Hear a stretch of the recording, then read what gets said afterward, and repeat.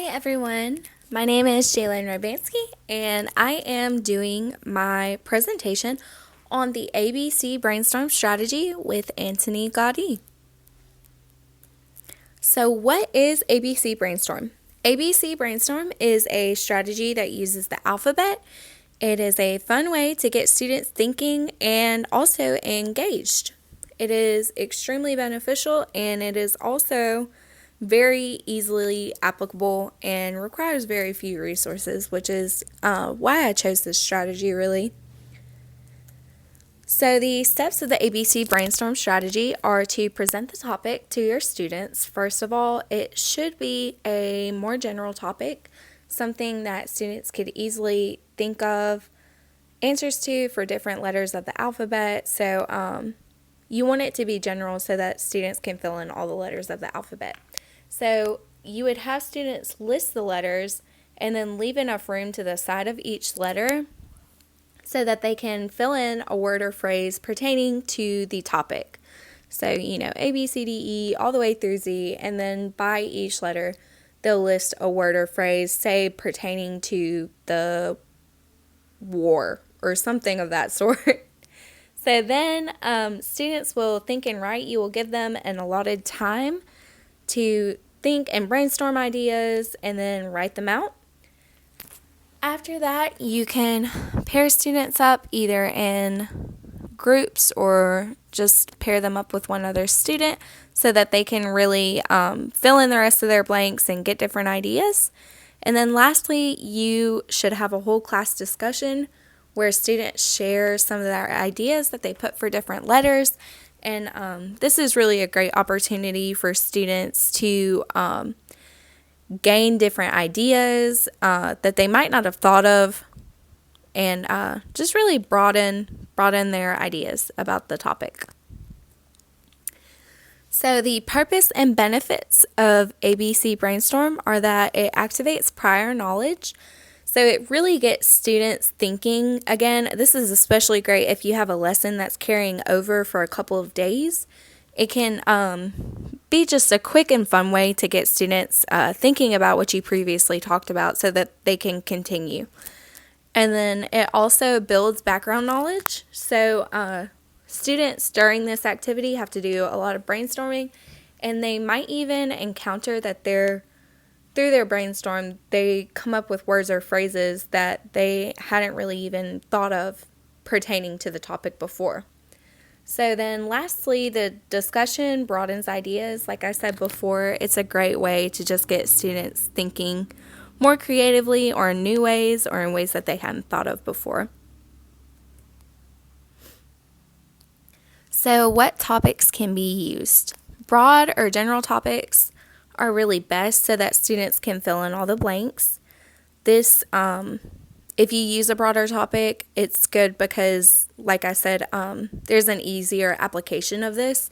So if you use a topic that's broad, like if you're in a history class and you use the topic of war, it gives students more of an opportunity to fill in all those blanks as opposed to doing something more specific like the Civil War or something of that sort. It might be a little bit harder to fill in all the blanks. But it can be used for more compact ideas. My general rule is I would just see if you could complete the ABC Brainstorm on your own with a given topic, and then if you can, it's probably safe to say that you can use it for your students.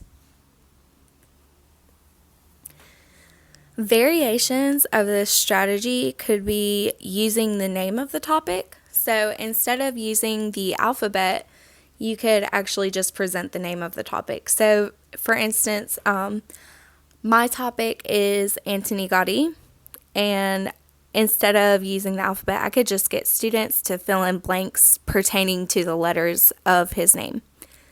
Another variation would be to break it up. You could use groups and assign those groups the different letters of the alphabet. So for instance, like group 1, you could assign letters A through D. All right, now I will give a summary on building on nature, the life of Antoni Gaudi. by Rachel Rodriguez and illustrated by Julie Pashkis. So Antoni Gaudi, he grew up in a small village in Spain. He grew up in a place called Catalonia. And he had health issues as a young boy, so he was kind of restricted in what he could do. So he really spent a lot of his time observing. And during his observations, he noticed a lot of things about nature. And he really came to love nature and just the natural world and his surrounding environment, especially with it being Catalonia. There are mountains everywhere and olive trees, and they just really formed a great impression on him. So Antoni Gaudi grows up and he becomes an architect. He studies under other architects and he learns the rules behind architecture and how to build things.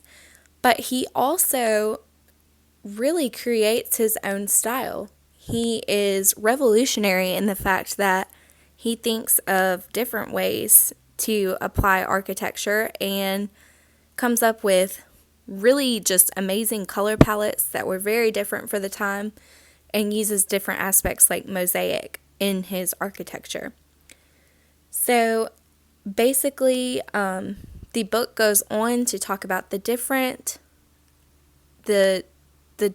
architectures which he created in his lifetime, the different buildings, and some examples of these are like the Colonia Crypt and also Park Güell, which is extremely famous and very known in Spain.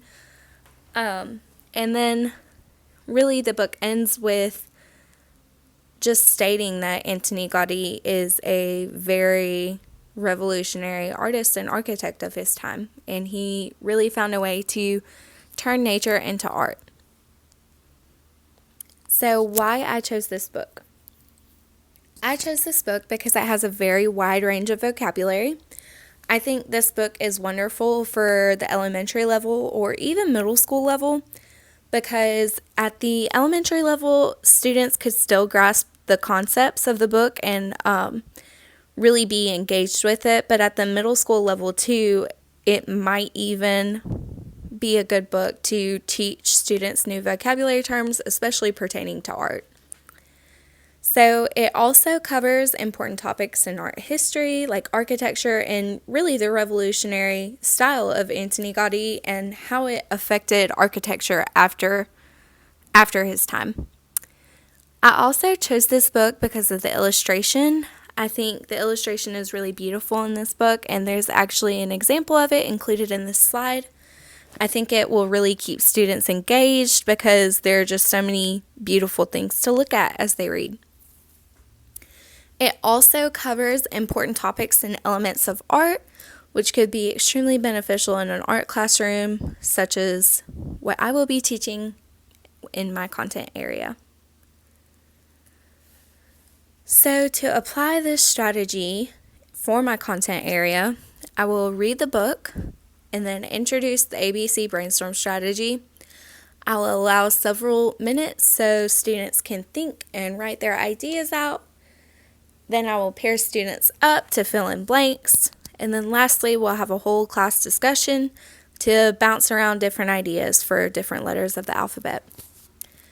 So to take it a step further for my content area, I would also allow them to choose their favorite word that they created, and then I would get them to create that word either through painting or drawing or mosaic, and I would really just get them to apply it in a bigger way.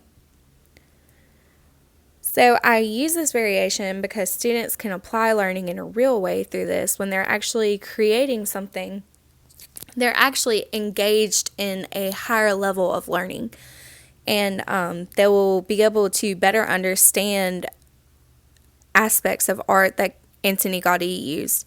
So I would probably instruct them to incorporate nature and use bright, warm, and cool colors like he did, and also try to incorporate some style of mosaic, whether it be like paper scrap mosaic or something of that sort into their creation.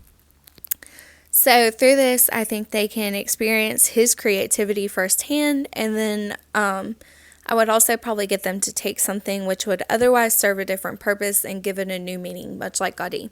So Gaudi was always trying to find ways to bring creativity into functional items. So, for instance, in one of his buildings, the peephole on the door is actually a honeycomb. So I just think that's really interesting. I think it would be a great way to get students thinking about how they can be creative too and bring new meaning to things that they make in the future.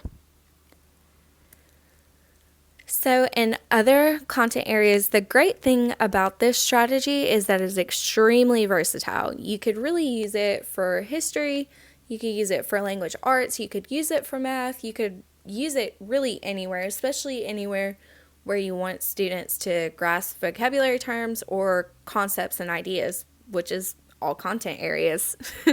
So, you could really just pick the topic of your choosing, whatever you're going over in a lesson that week or something you really want them to focus in on. And you could present it as a prelude to a lesson or after a topic is covered. Like I said, this is a great way to get students activating prior knowledge or building background knowledge. So you could stretch it out if you wanted to, like I did, incorporating some other aspect to the lesson, like getting students to create from it. I think that's a great way to get students learning because it is one of the highest levels of learning in Bloom's taxonomy. And here are my references. Thank y'all so much.